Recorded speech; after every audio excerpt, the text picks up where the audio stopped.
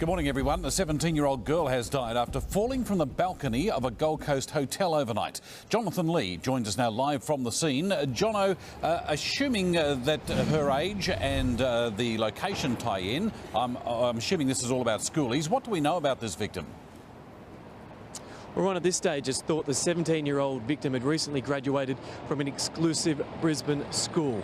Police have confirmed she was here for Schoolies and her death isn't being treated as suspicious. Her parents, tragically, have also been notified. Now, this all played out here at the Chevron Renaissance at around 9:30 last night. It's believed that she fell from the 22nd floor. Her body was found on the 6th floor on an outside pool deck. Now, police were quickly on the scene.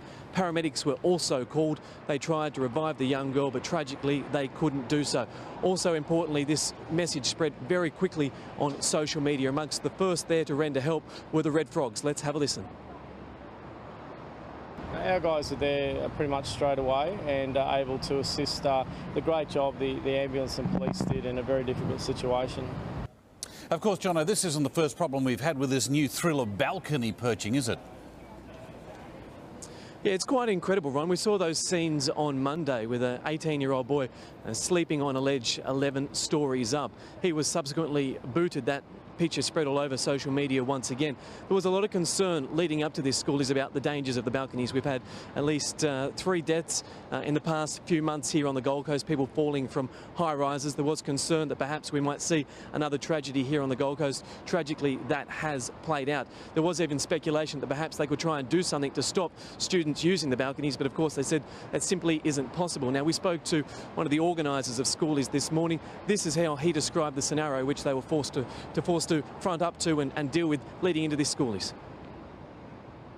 The one place we can't monitor is the balconies. There would be over 1,000 units that are taking Schoolies. We can't be everywhere. And I don't want to downplay any of the issues on the balconies, but we'll do a review of this whole response and the infrastructure, and of course we'll take advice from the police. Now, Ron, the parties continued overnight, but there is a deep sense of shock amongst a lot of the Schoolies this morning waking up to the news. We're also being told that a lot of students are phoning their parents and saying they want to go home. Such is the grief. Now, this Schoolies celebration is due to wrap up in the next 24 hours. The Queensland Schoolies will go home, but will all commence once again with the New South Wales students arriving on Saturday.